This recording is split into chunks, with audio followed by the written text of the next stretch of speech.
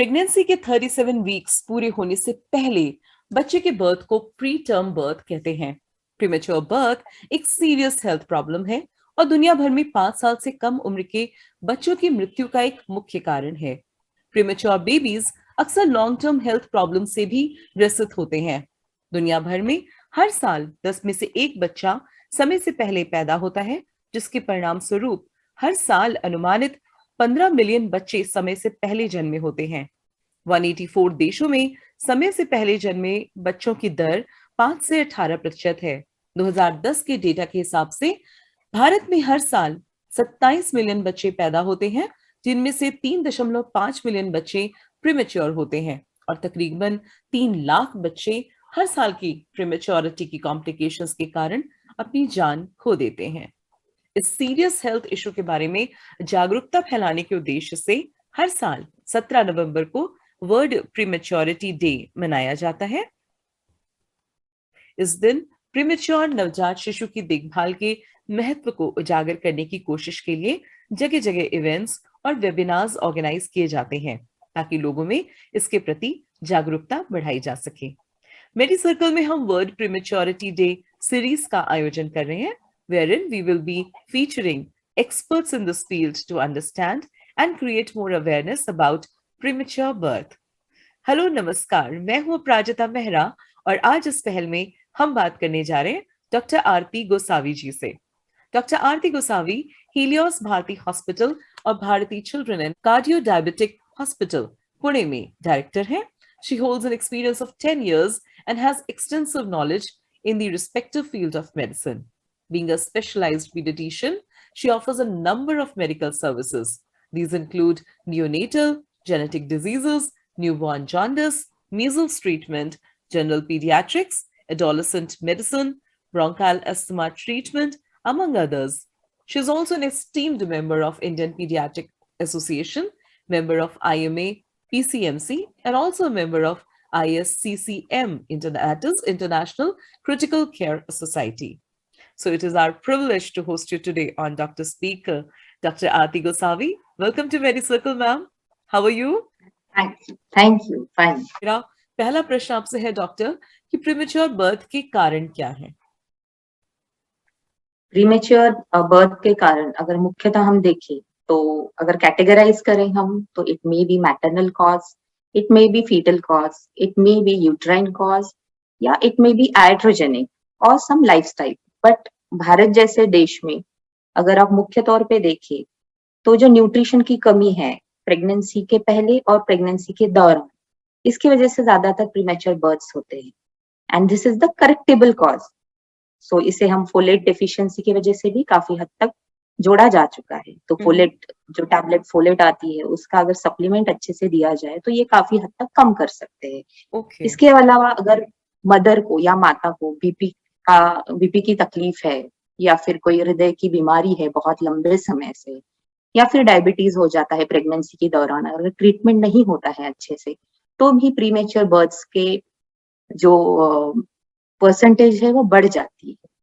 Other causes जिसको हम बोलते हैं यूट्राइन कॉजेज, मतलब अगर बाइकॉर्निएट यूट्रस है या फिर यूट्राइन कोई इन्फेक्शन है तो इसके वजह से भी काफी हद तक प्रीटर्म बर्थ्स होते हैं।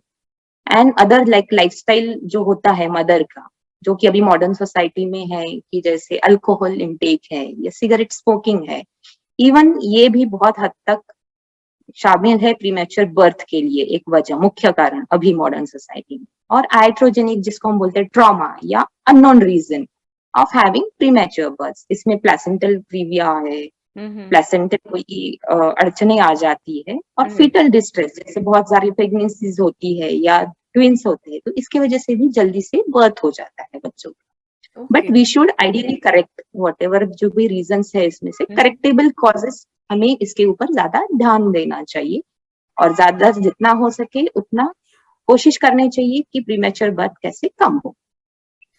ऑलराइट, तो बहुत ही अच्छे तरीके से आपने एक्सप्लेन किया और आपने एक नया शब्द मेरी वोकैबुलरी में जोड़ा है मैम, ये करेक्टिव वाला आप कुछ बोल रही थी, इस फ्रेज को आप मैं चाहूंगी कि as a follow up question explain करें। Yes, corrective in the sense कि जैसे अगर न्यूट्रिशन अच्छे से नहीं है मदर का, आयरन डेफिशिएंसी है, फोलेट डेफिशिएंसी है, तो these are very minor correctable things, but people are not aware, या फिर एज अ इंडियन कल्चर थोड़ा महत्व कम दिया जाता है लड़कियों के न्यूट्रिशन पे, due to many reasons, either due to some economical reasons, due to social reasons.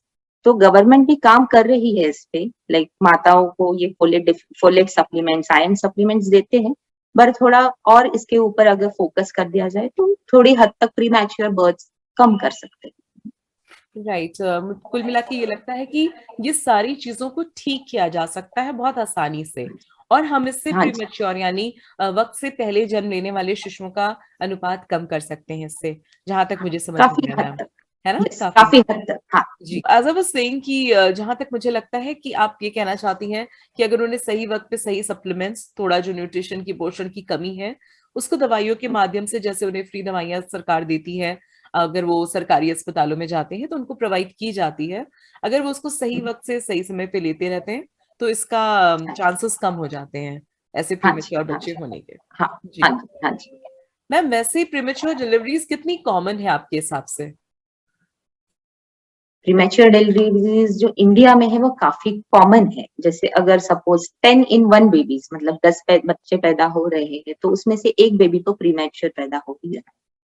तो it's a quite grave problem of being giving birth to a premature baby, because उसका सीक्वली है या उसके जी। जो पोस्ट इफेक्ट्स है वो काफी दिनों तक, काफी सालों तक हमें उसका ख्याल रखना पड़ता है।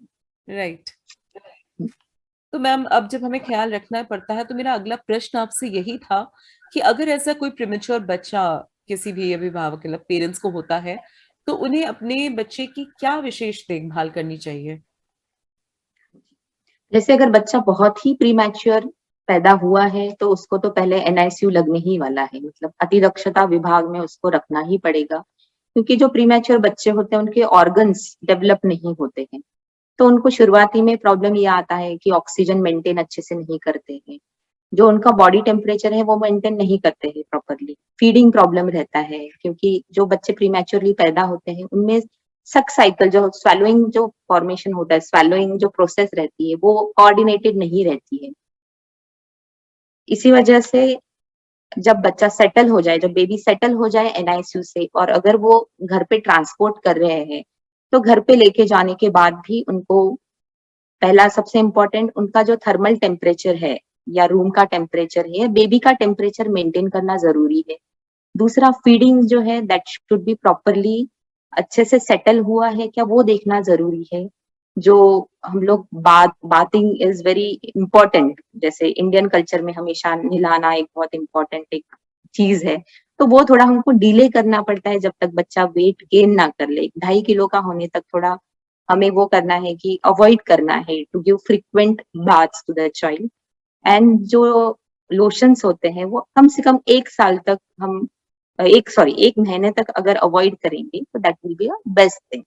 अपार्ट फ्रॉम दिस, अगर कभी फीडिंग इंटॉलरेंस होता है, बच्चा अच्छे से कैलोरी या वेट गेन नहीं हो रहा है, तो तुरंत हमें डॉक्टर के पास जाना चाहिए।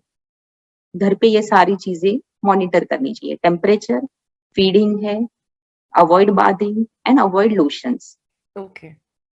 तो ये कुल मिलाकर के वो कुछ खास बातें हैं जो अगर हाँ जी, एनआईसीयू के बाद बच्चा घर पहुंचता है तो सबसे ज्यादा हाँ, ध्यान देने वाली है। इम्पोर्टेंट, हाँ जी, ओके। क्योंकि कैलोरीज भी इम्पोर्टेंट है कि जी। कैलोरीज उतनी प्रमाण में जानी चाहिए, हम्म। सप्लीमेंट जाने चाहिए, ताकि मेन प्रॉब्लम यही होता है ना कि वजन नहीं बढ़ता है। प्रीमैच्योर है तो वजन पहले से ही कम है, इन्फेक्शन के लिए बहुत प्रोन होते हैं ये बच्चे। तो अगर प्रीमैच्योर बच्चा घर पे है, एनआईसीयू से अगर ट्रांसपोर्ट किया है घर पे, तो हाइजीनिक कंडीशंस बहुत अच्छे से मेंटेन करना जरूरी है। Strict hand washing, meticulously all the hygiene जो मेजर्स रहते हैं उसको हमें पालना चाहिए, कि उसको हमको मेंटेन ही करना है, तो इन्फेक्शन का सोर्स मिनिमाइज करना चलिए, पैंडेमिक ने एक चीज तो अच्छी कर दी है, सबको हाथ धोना सही तरीके से आ है, गया हाथ है, धोना। मास्क का यूज करना आ गया है। तो ऐसे में हाँ जी, ऐसे बच्चों को कम से कम अब इतना खतरा नहीं है, लोग भी एक दूसरे के घर कम आते जाते हैं अनलेस वेरी मच रिक्वायर्ड। तो कुछ तो हमारे बच्चों को मदद मिल गई है अनजाने में। तो there was a positive definitely. Side to this also. So ma'am, brings me to the last question, और मेरा अंतिम प्रश्न आपसे है कि क्या प्रीमेच्योरिटी फेटल हो सकती है? डेफिनेटली प्रीमेच्योरिटी फेटल ही है काफी हद तक। भले मेडिकल फील्ड में बहुत एडवांसेस हुए हैं, इसके वजह से इवन 28 वीक्स 27 वीक्स के बच्चे भी सस्टेन कर जाते हैं, like they live. But fetal इतना है ये प्रीमैच्योरिटी, क्योंकि प्रीमैच्योरिटी की वजह से अगर आप सर से पैर तक नीचे तक देखोगे तो हर जगह कॉम्प्लिकेशंस होने के चांसेस है। First one is intracranial bleed भी हो सकता है, हेमोरेज जिसको हम बोलते हैं, दिमाग में ब्लीडिंग होना है। रेटाइनोपैथी होता है क्योंकि ऑक्सीजन अच्छे से सर्कुलेट नहीं होता है, सर्कुलेशन अच्छा नहीं है, तो विजन जा सकती है। फिर रेस्पिरेटरी डिस्ट्रेस सिंड्रोम हम जिसको बोलते हैं कि लंग्स अच्छे से डेवलप नहीं होते हैं, तो उसको सर्फेक्टेंट देना है। इन्फेक्शन सोर्स है, एनीमिया है, हाइपोग्लाइसीमिया है, शुगर मेंटेन नहीं कर पाते हैं बच्चे। तो ये इतने सारे कॉम्प्लिकेशंस है कि there are very high chances of mortality, मतलब कहीं पर भी ये हो सकता है कि बच्चा सकम कर ले। So it's a very delicate part to go through all this. So that is always said कि prevention is always better than, and yes, definitely prematurity is fatal.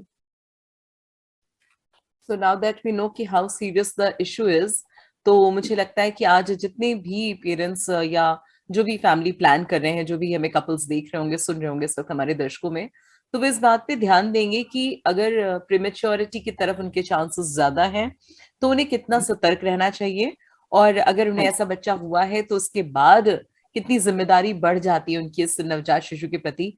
तो अगर इसमें वो ध्यान देते हैं, साथ ही अगर अपने डॉक्टर की, जैसे कि हमारी इतनी अच्छी डॉक्टर आरती आज हमसे जुड़ी है जिन्होंने इतनी समझदारी और प्यार से आपको सब चीज एक्सप्लेन की है, तो ऐसे में अगर इस तरीके के आपके डॉक्टर्स, नियोनेटल डॉक्टर्स हो, पीडियाट्रिशियंस हो या आपके ऑब्स्टेट्रिशियन हो, आपको जो भी सलाह देते हैं, जो समझाते हैं, उनको आप अच्छे से उसका अगर पालन करेंगे तो आई एम श्योर आपका बच्चा भी स्वस्थ रहेगा और आपकी खुशियां ज्यादा लंबे समय तक बरकरार रहेंगी और ऐसा कुछ भी खतरा बेबी को नहीं होगा। Right? So thank you so Yes. much for coming on our show, Doctor. Is there a message that you would Thank like you. to give through our platform? It's just prevention. Prevention is the main thing.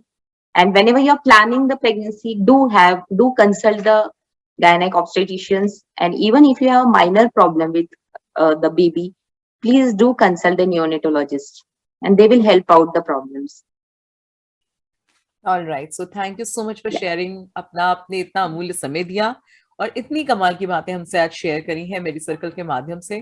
तो पूरी team की ओर से मैं आपको धन्यवाद देना चाहती हूँ doctor. It was really a Thank you. pleasure having you today. Thank you so Thank much, you. ma'am. Thank you. Thank you.